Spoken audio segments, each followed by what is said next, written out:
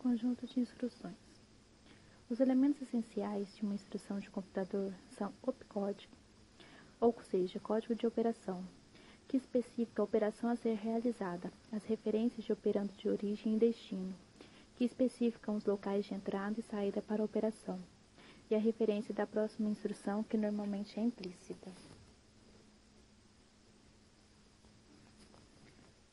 Elementos de uma instrução. Código de operação. Eles especificam operações em uma das seguintes categorias gerais: operações aritméticas e lógicas, movimentação de dados entre dois registradores, registrador e memória, ou dois locais de memórias, ES e controle. Referência. As referências de operando especificam o local de registrador ou memória dos dados do operando. Os tipos dos dados podem ser endereços, números, caracteres ou dados lógicos.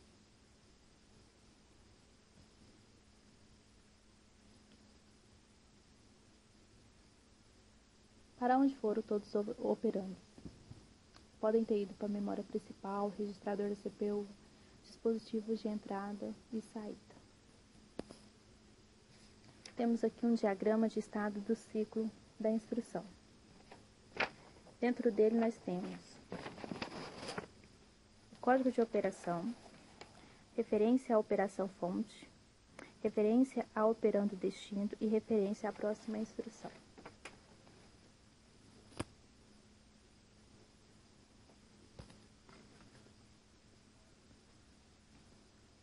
Representação da instrução. Dentro do computador, cada instrução é representada por uma sequência de bits. A instrução é dividida em campos, correspondente aos elementos constituintes da instrução. Durante a execução da instrução, uma instrução é lida para um registrador de instrução no processador. O processador precisa ser capaz de extrair os dados dos diversos campos da instrução para realizar a operação exigida.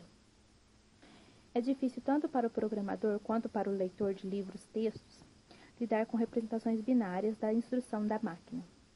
Assim, tornou-se uma prática comum usar uma representação simbólica das instruções da máquina. Dentre essas representações, a gente pode exemplificar com ADD, que significa adiciona, sub, que subtrai, load, que carrega dados de memória, dentre outros.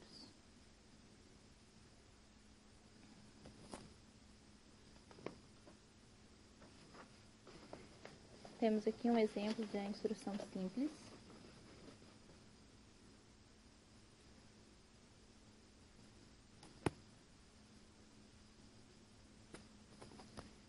Tipos de instrução. Ele pode ser processamento de dados, que são instruções aritméticas e lógicas, armazenamento de dados, movimentação de dados para dentro ou fora do registrador ou locais de memórias, movimentação de dados, que são as entradas e saídas, e o controle, instruções de testes e desvio.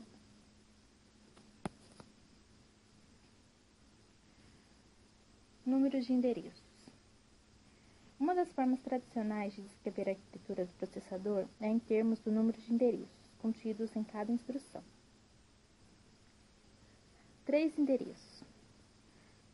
Eles não são muito comuns, pois exigem formatos de instrução relativamente longo para manter 3 referências de endereço.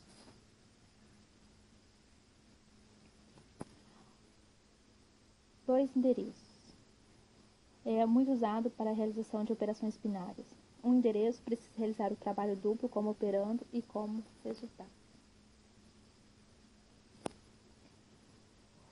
Mais simples ainda é a instrução de um endereço. Para que este funcione, um segundo endereço precisa ser implícito. Isso era comum nas máquinas mais antigas, com o endereço implícito sendo um registrador do processador conhecido como acumulador, sendo este acumulador um dos operandos e é usado para armazenar o resultado.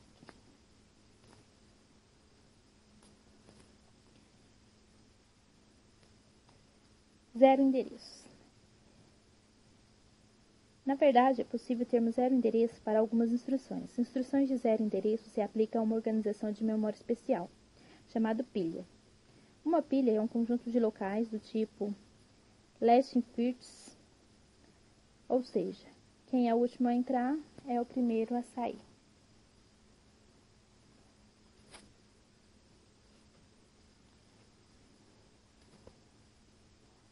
operações aritméticas e lógicas exigirão mais operandos. Praticamente todas as operações aritméticas e lógicas são unárias, um operando de origem, ou binários, 2 operandos de origem. Assim, precisaremos de um máximo de 2 endereços para referenciar operandos de origem.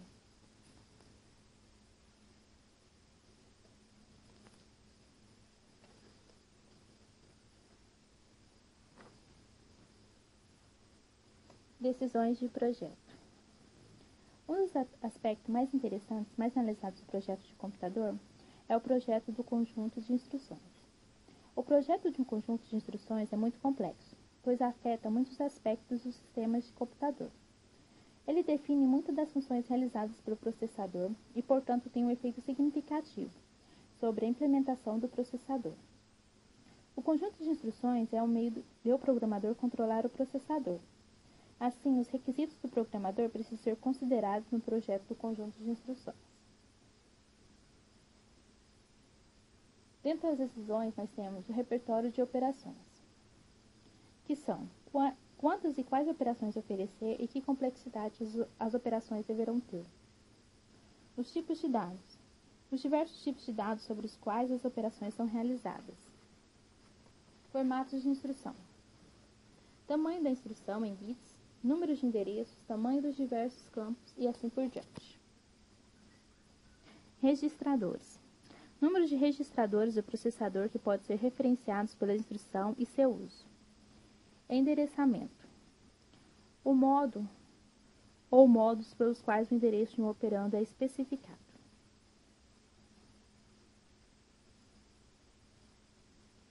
Tipos de operandos. As instruções de máquina operam sobre dados. As categorias gerais de dados mais importantes são endereços, números, caracteres e dados lógicos.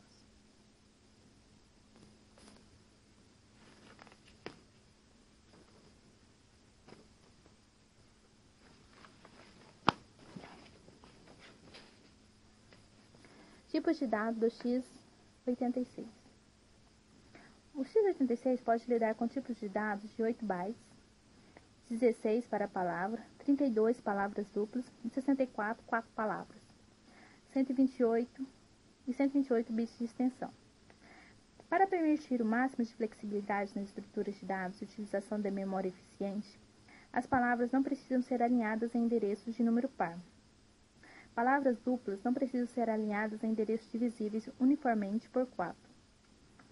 E quad words não precisam ser alinhadas em endereços divisíveis uniformemente por 8, e assim por diante. Porém, os dados são acessados por um barramento de 32 bits. As transferências de dados ocorrem em unidades de palavras duplas, começando em endereços divisíveis por 4. O processador converte a requisição para valores desalinhados em uma sequência de solicitações para a transferência do barramento.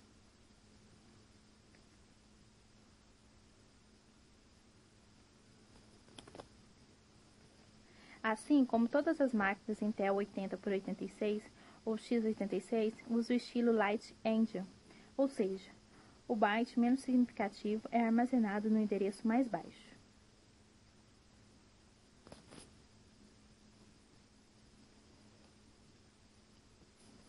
Os tipos de dados SMID, única instrução, múltiplos dados, agrupados foram introduzidos à arquitetura x86, como parte das extensões do conjunto de instruções para otimizar o desempenho de aplicações de multimídia.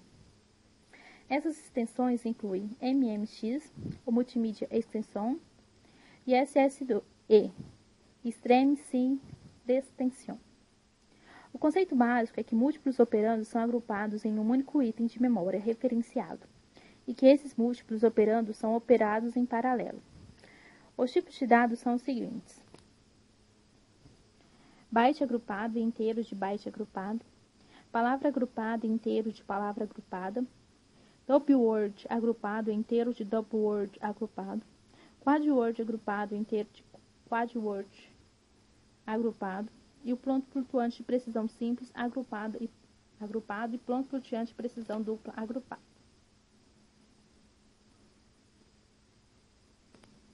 Aqui nós temos um exemplo de formatos de dados numéricos do x86.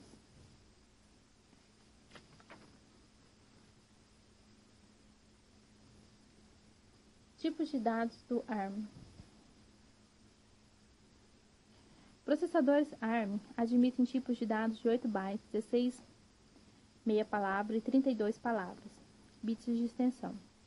Normalmente, o acesso de half-word precisa ser alinhado por half-word e os acessos de palavra precisam ser alinhados por palavra.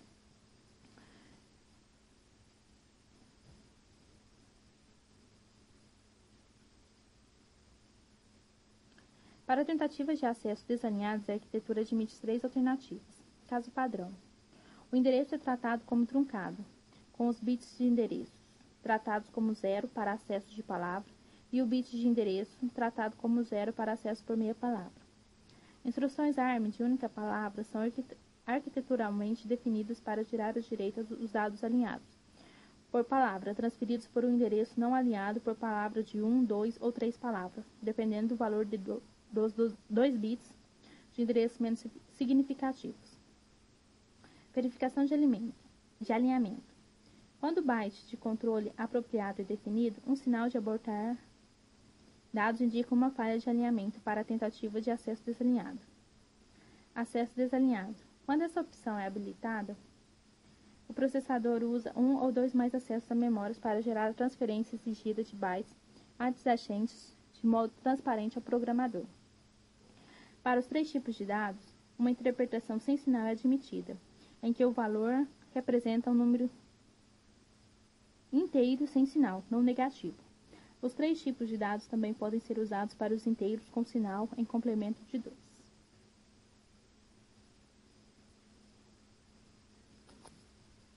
A maioria das implementações de processador ARM não oferece hardware de ponto flutuante, o que economiza energia e área. Se a aritmética de ponto flutuante for existir em tais processadores, ela deverá ser implementada em software. O ARM admite um coprocessador de ponto flutuante opcional, que aceita os tipos de dados de ponto flutuante de precisão simples e dupla, definidos no IEEE 754.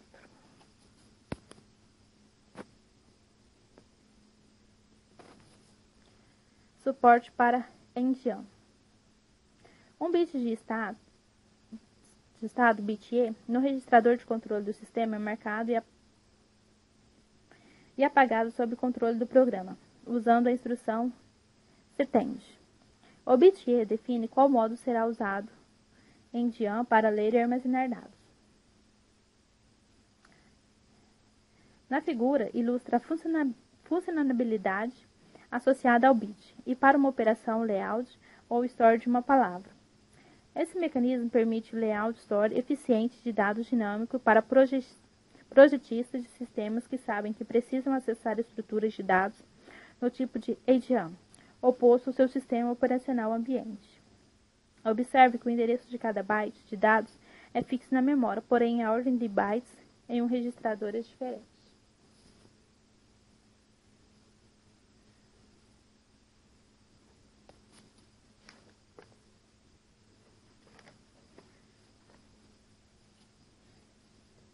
O número de opcodes diferentes varia bastante de uma máquina para outra, porém os mesmos tipos gerais de operações são encontrados em todas as máquinas.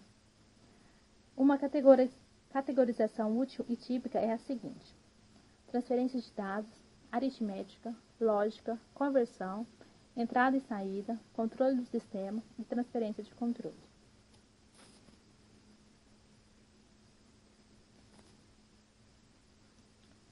O tipo mais fundamental de instrução da máquina é a instrução de transferência. A instrução de transferência de dados precisa especificar várias coisas. Em primeiro lugar, o local dos operandos de origem e de destino. Cada local pode ser memória, um registrador ou o topo da pilha. Segundo a extensão dos dados a serem transferidos, precisa ser indicado. Terceiro, assim como todas as instruções com operandos, o modo de endereçamento para cada operando precisa ser especificado.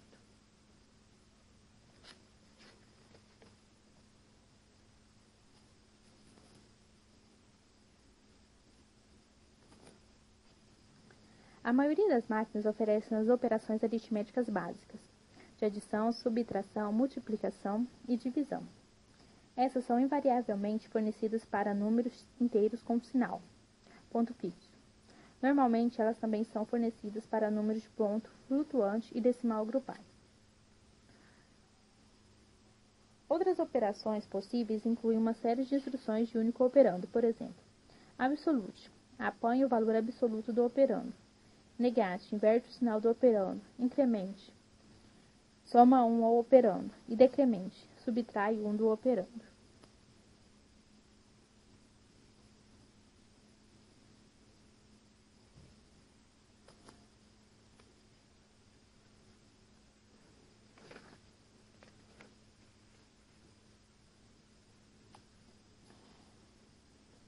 As operações mais básicas são ilustradas na figura.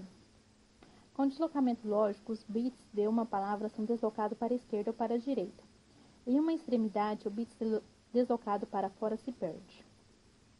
Na outra extremidade, um zero é deslocado para dentro. Os deslocamentos lógicos são úteis, principalmente para isolar campos dentro de uma palavra. Os zeros que são deslocados para dentro de uma palavra afastam informações indesejadas, que são deslocadas para fora pela outra extremidade. A operação de deslocamento aritmético trata os dados como um inteiro cosinal e não desloca o bit de sinal. Em um deslocamento aritmético à direita, o bit de sinal é replicado para a posição de bit à sua direita. Em um deslocamento aritmético à esquerda, um deslocamento lógico à esquerda é realizado sobre todos os bits, menos o bit de sinal, que é retido. Essas operações podem utilizar certas operações aritméticas. As operações de rotação ou deslocamento cíclico preservam todos os bits como operando. Um uso de uma rotação é para trazer cada bit sucessivamente para o bit mais à esquerda, onde pode ser identificado estando o sinal de dado, tratado como um número.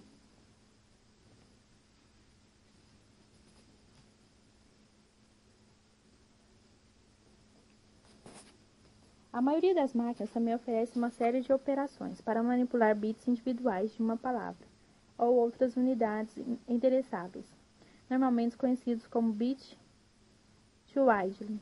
Essas são baseadas em operações booleanas. Algumas das operações lógicas básicas podem ser realizadas sobre os dados booleanos ou binários. A operação NOT inverte um bit. AND, OR e exclusive OR SHOR são as funções lógicas mais comuns com dois operandos.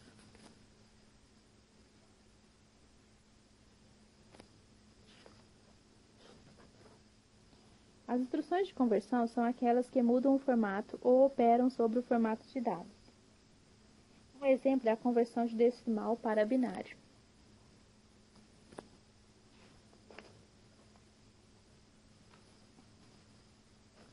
As instruções de entrada e saída foram discutidas com detalhes anteriormente. Como vimos, existem diversas técnicas que podem ser usadas, incluindo entrada e saída programada, independente, entrada e saída programada mapeada na memória, DMA e o uso de um processador de entrada e saída. Muitas implementações oferecem apenas algumas instruções de entrada e saída, com ações específicas ditadas por parâmetros, códigos ou palavras de comando.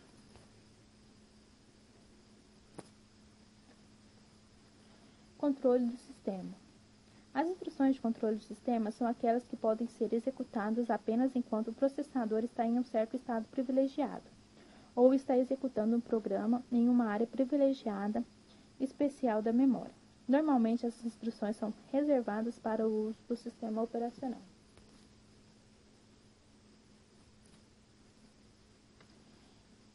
Para todos os tipos de operação discutidos até aqui, a próxima instrução a ser realizada é aquela que na memória vem imediatamente após a instrução atual.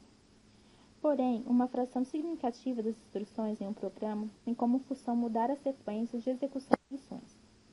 Para essa instrução, a operação realizada pelo processador é atualizar o contador do programa, para conter o endereço de alguma instrução na memória.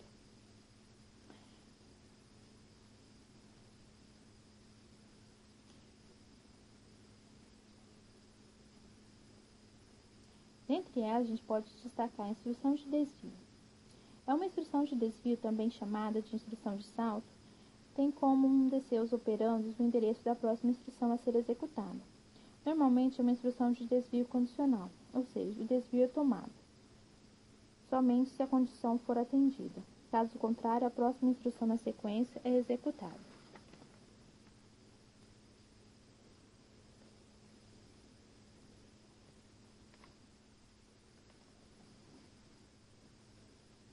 Instrução de salto. Outra forma de instrução de transferência de controle é a instrução de salto. A instrução de salto inclui um endereço implícito. Normalmente, o salto implica que uma instrução seja pulada se o endereço implícito é igual ao endereço da próxima instrução, mais o tamanho de uma instrução.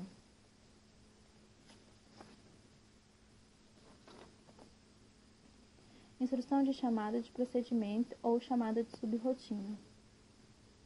Talvez a inovação mais importante do desenvolvimento de linguagem de programação seja o procedimento. Um procedimento é um programa de computação autocontido que é incorporado em um programa maior. Em qualquer ponto no programa, o procedimento pode ser invocado ou chamado. O processador é instruído a ir e executar o procedimento inteiro e depois retornar ao ponto onde ocorreu a chamada. Os dois motivos principais para o uso de procedimentos são economia e modularidade.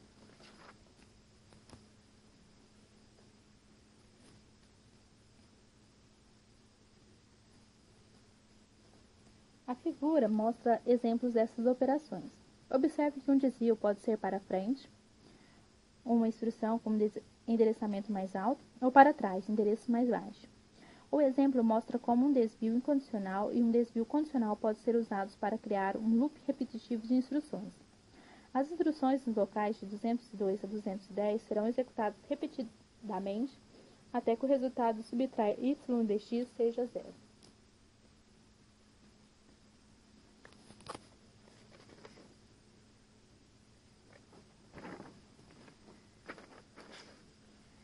Essa figura ilustra o uso de procedimentos para construir um programa.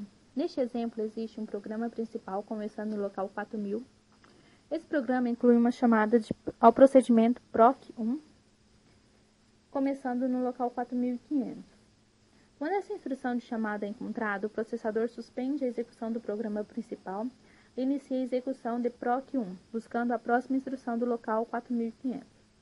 Dentro de proc1 existem duas chamadas, a proc2, no local 4800. Em cada caso, a execução de proc1 é suspensa e proc2 é executado. A instrução return faz com que o processador retorne ao programa que chamou e continue a execução da instrução após a instrução call correspondente.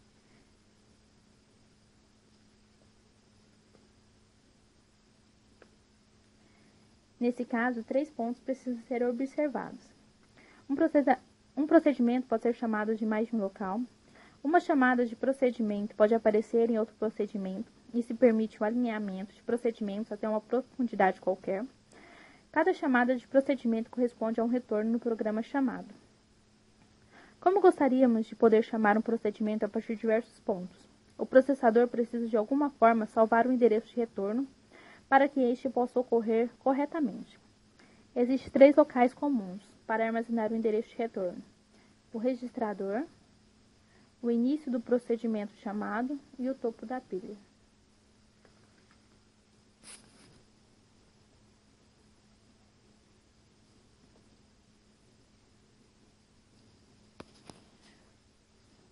Uma técnica mais geral e poderosa é usar uma pilha.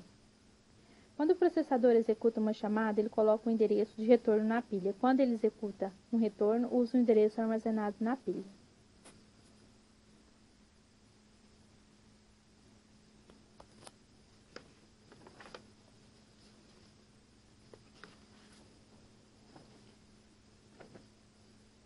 Um exemplo aparece nessa figura.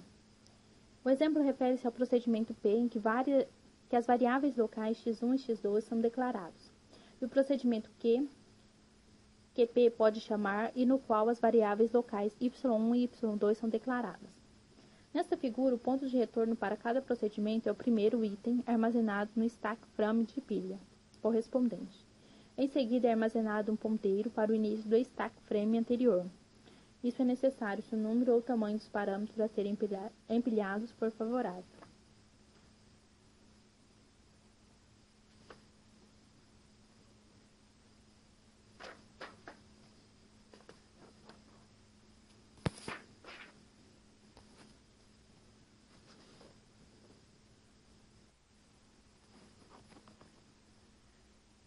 Suponha que tenhamos o valor hexadecimal de 32 bits, 1, 2, 3, 4, 5, 6, 7 e 8, e que ele seja armazenado em uma palavra de 32 bits, na memória endereçável por byte, no local de byte 184. O valor consiste em 4 bytes, com um byte menos significativo contendo o valor 78 e o byte mais significativo contendo o valor 12. Existem duas maneiras óbvias de armazenar esse valor.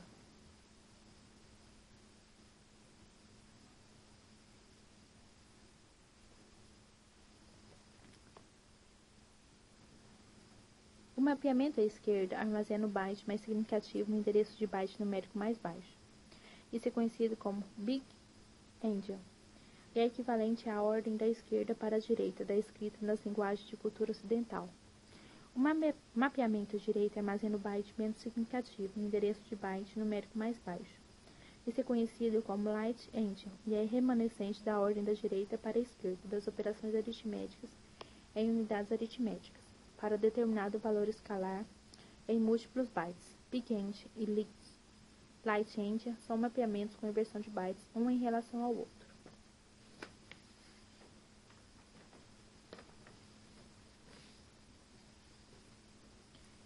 A figura ilustra como o tipo de Endian determina o endereçamento e a ordem do byte. A estrutura em C, no topo, contém uma série de tipos de dados. O layout da memória no canto inferior esquerdo resulta da compilação da estrutura para uma máquina Big Endian e a do canto inferior esquerdo daquela para uma máquina Light Endian. De qualquer forma, a memória é representada como uma série de linhas de 64 bits. Para o caso do Big Endian, a memória normalmente é vista da esquerda para a direita, de cima para baixo, enquanto para o caso Light Endian, a memória normalmente é vista como da direita para a esquerda e de cima para baixo. Observe que esses layouts são arbitrários. Qualquer esquema poderia ser da esquerda para a direita ou da direita para a esquerda dentro de uma linha. Essa é uma questão de representação e não de atribuição de memória. De fato, examinando os manuais de programador para diversas máquinas, diversas representações podem ser encontradas, até mesmo dentro do mesmo manual. O efeito do tipo Endian talvez seja demonstrado mais claramente quando vemos a memória como um array vertical de bytes, como mostra a figura.